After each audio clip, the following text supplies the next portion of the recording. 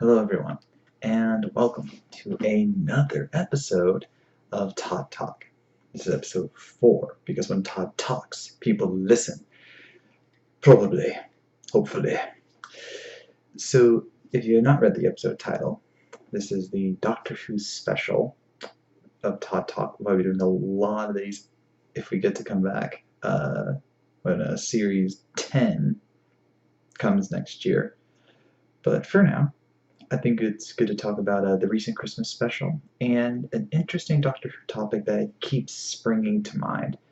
So, for those who didn't watch, the Christmas special this year was Peter Capaldi, the current Doctor, number 12, his second run at the Christmas special. I thought it was personally a lot better than last year's special, which was called Last Christmas, but I digress. It was called The Husbands of River's Song, and yes, the famous/infamous companion River Song returned once again to grace our lives. And despite my initial feelings, and I'm pretty sure a lot of initial feelings by the fans about the return of River Song, who was big in the Matt Smith era, and of course had that memorable appearance in the David Tennant era, this was a really fun episode. I mean, it was funny. Capaldi and Alex Kingston, who plays River Song, just had such a great rapport with each other. I actually regret that this is the only time they're ever going to meet. 99.9% sure. Because they were just so funny together. It was actually kind of ironic that the reason she didn't recognize him, spoilers if you haven't seen it, recognize him is because she's so used to 12 faces, she's never met his face. And so the idea of the Doctor being anyone else than these 12 faces was actually very funny. And his River, it's me. It's like, me who? And that was good stuff. Yes, I'm not bad for a doctor. That was great stuff. And that final scene of the Doctor and River in the restaurant, which was in and of itself a funny scene of how it got to come to that point, was just very powerful. I mean, this is what Doctor Who really can be about. It's the timey-wimey, traveling through time and space. It's bigger on the inside. Oh my gosh, that scene was so hilarious. Capaldi talking about how he didn't know it was bigger on the inside. That was just great. Nice little poke at all the companions of the past. But that scene of him and River, where River is all but proclaiming, "You'll find a way to save me. You won't let me die. It's like, I'm your wife," and all that, and they'll find a way to save me. It's what you do. And for Capaldi's Doctor to say, no, that's not what I do. I try and do it. Sometimes I can do it, but eventually everyone has to die. It's just the way the universe is. Everyone has to die sometimes.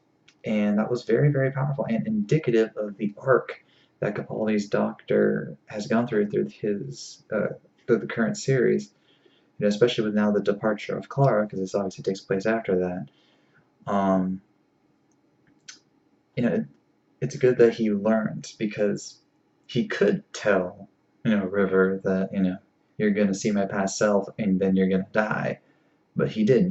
He basically said, if this is to be our last night together, then we should make the most of it, because I can't save you. But he did it obviously in a much more poetic way. And the fact that the night on that planet lasted 24 Earth years was just so sweet.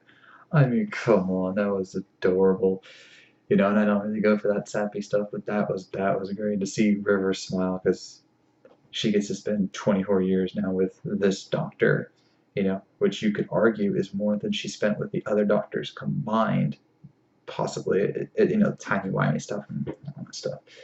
But, I gave it a 5 out of 5. I put my review in the description of the video, or if you're listening on our SoundCloud page, it's in the description for that as well. So, this was a lot of fun. Again, a lot of fans had a lot of anticipation about this, because, like angsty anticipation, because of River Song represents. A lot of people, including myself, weren't exactly the biggest River Song fans. I never liked the fact that Matt Smith's Doctor was technically the youngest Doctor, and yet he had this clearly older woman as his wife slash love interest. That was it felt weird to me. And then when you put her together with Peter Capaldi's doctor, that makes perfect sense because they look the part. Whereas Matt Smith in River Song, I mean, it just never felt right. But love her or hate her, River Song's a character. She's always been entertaining. So I was happy to see her back this one last time to give her a true, proper send off and to write her into the legendary tome that is Doctor Who. So I thank you, Stephen Moffat and Alex Kingston, for bringing us back River Song. And though we probably won't see her again in the current generation of Doctor Who, we may still see her again someday, somehow. It's River Song after all. Now, an interesting thing that happened because of this, and I read an article about this, was the idea of who the Doctor will be in future regenerations. As you all know, hopefully, Peter Capaldi is the beginning of a new cycle of regenerations for Doctor Who, and a recurring wish amongst some fans is that the Doctor will eventually regenerate into a female Doctor. This has been proven possible by both Time Lords of the past in regards to Doctor Who history, and even present with the Master becoming the Mistress slash Missy, and even one of the heads of Gallifrey in the recent season finale episode, he literally regenerated from a bald white guy to a bald black woman. So that was very interesting, and even a tease saying, "Hey, remember this can't happen. It's not one base plate."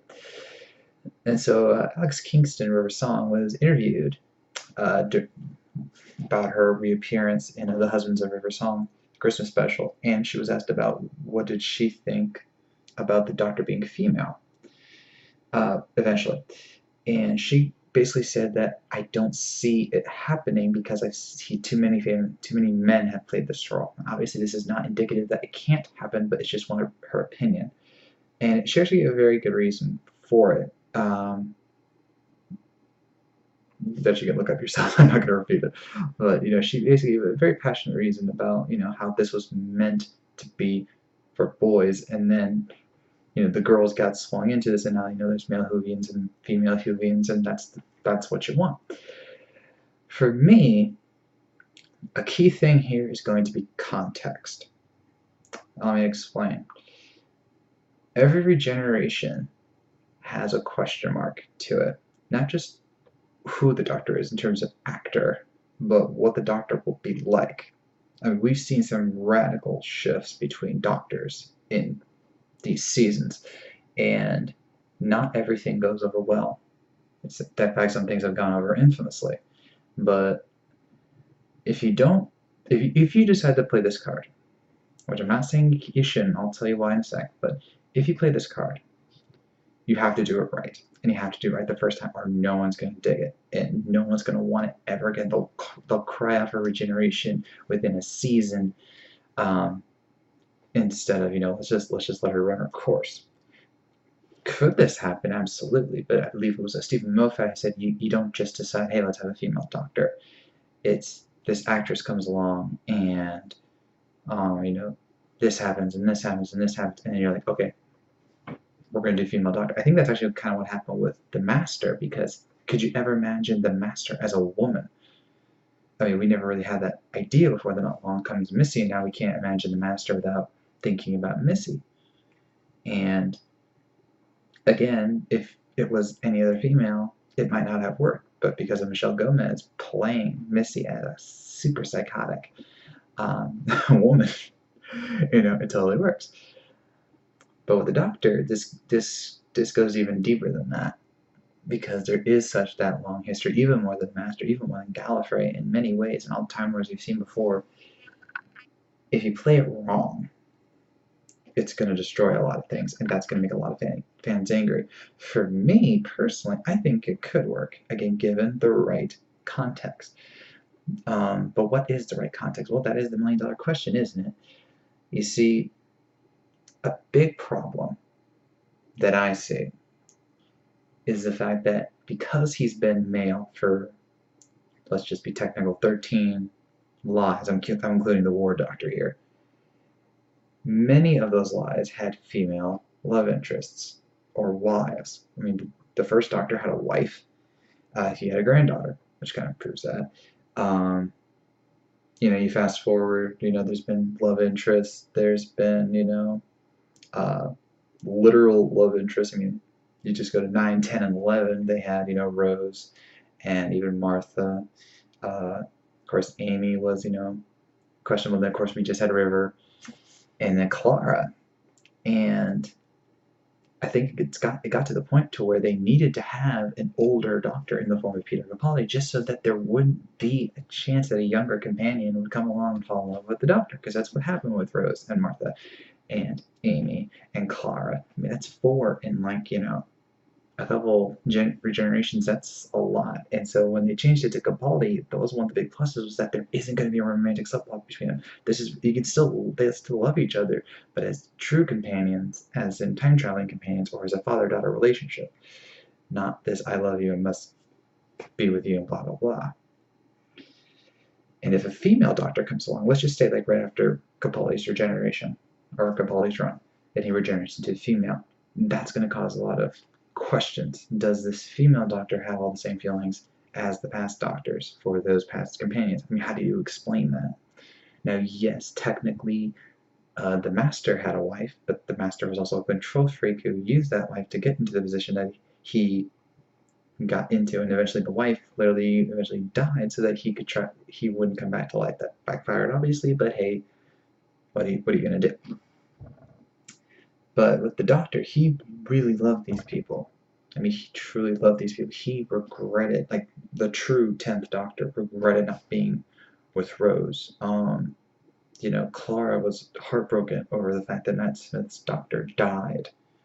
And then Capaldi came about. That was like a culture shock for her, and you go on down the list. What does that all mean for this now female Doctor?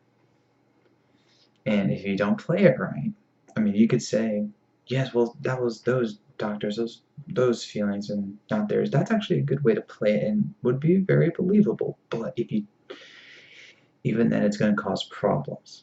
The other problem that I'm pretty sure some people haven't think about is, let's just say it does work. Perfect actress, perfect storylines, perfect reasoning for being female now. What comes after their run's done? Let's just say they do 3, 4 series. Be fair, that's what Tennant and Smith and most likely Capaldi will do. Will you go straight back to a male Doctor? Will you do back-to-back female Doctors? Either way, you're kind of in trouble here, because if you play it one way and you say, okay, let's give the female Doctor a shot, and then the fans will love it, and they go, hey, let's try and go double or nothing here, and then that one fails, then you're gonna be like, okay, let's go back to males here because that's a safe bet. But if you do the female thing and then you go straight back to males, then you might cause a panic. So maybe we should have given the female Doctor more time. I mean, she was great. I mean, why'd you take her off so soon? Were you that eager to get a male back in here? See what I mean? So again, context is very important here. And yes, as Moffat mentioned, it has to be the right female Doctor, the right circumstances. Anyone who knows me knows I love Doctor Who, and I actually would love to be Doctor Who. Yes, I know I'm American. I do not give a crap. I can fake a British accent. I have done it before. You heard me do it earlier. Yes, I know it's horrible given the context of this sound equipment, but I don't really care again. And I actually thought of a way that would allow a female Doctor to come forth. Basically, my Doctor would follow a trend. After 3 seasons, he would fall in love with a companion who has basically saved his life numerous times. And he decides, she deserves a happy life. He wants to be in that life, but he knows he can't be the Doctor. So he goes to the sisters. You know the sisters, the one who made Paul McGann into William Hurt. And John Hurt, and as the War Doctor. So he goes to them and he gets a potion from them that'll allow him to still be a living being, but the doctor and the regeneration energies would go into an entirely separate being. Think of it kind of like what happened to Peter Capaldi's doctor at the end of Doctor Who Series 9 with the cloning machine, teleportation machine. It's kind of like that, but with a little bit of a twist, mixed in with the David Tennant's "I Have One Heart Now." So there you go. And so just so that the next Doctor doesn't still have feelings for his companion that he's about to marry, he decides, hey, you gave me the choice of what I wanted to be last time. I choose to be the next generation to be female, just so there's no awkwardness in it all. And thus a female doctor is born. And without the attachment of the previous doctor's feelings, because he's still here, hi, she goes off on her merry way. I think that could work. Again, we could tweak it a little bit, obviously, because I'm not the doctor yet. Yet. But I think it could work. But again, as in anything, like there was such backlash when Capaldi got chosen as Doctor Who. Not because he wasn't a great actor, he is. Not because he couldn't be a doctor, because he could be, obviously, but because we had gotten so used to Eccleston and Tennant and Smith. The idea of an older doctor, which had happened the last however many regenerations, was almost appalling. And yet we gave him a chance, and though it may have taken a little longer than I think some people wanted, he's proven that he is a true doctor. He is the doctor. He's one of my favorite doctors. Honest to goodness, of the four I have honestly been dedicated to watching, he is easily one or two depending on the day. So the idea that a female can't be the doctor is ridiculous. The idea that we need to have that doctor be next is a good thought, but it needs to be done the right way. Because if it's not, there's never going to be a female doctor again, and that helps no one. On that note, I end this episode of Todd Talk. I thank you all for joining me in my Whovianism. I think that's a word. I just made it up if not. Thank you to all you Doctor Who fans who have listened to me. I would love to hear your thoughts on this. Do you think there should be a female doctor? If so, how soon? Do you have an idea of who should play said female doctor? Let me know in the comments below. Or let me know what you think about Peter Capaldi's run. Let me know your thoughts on Series 9. I thought it was a good season. Very, very good ending with a bright future ahead of him for the next one. So, I thank you all again. If you've gotten this far, I know you were listening. I am Todd Black. I thank you for watching, and I will see you around.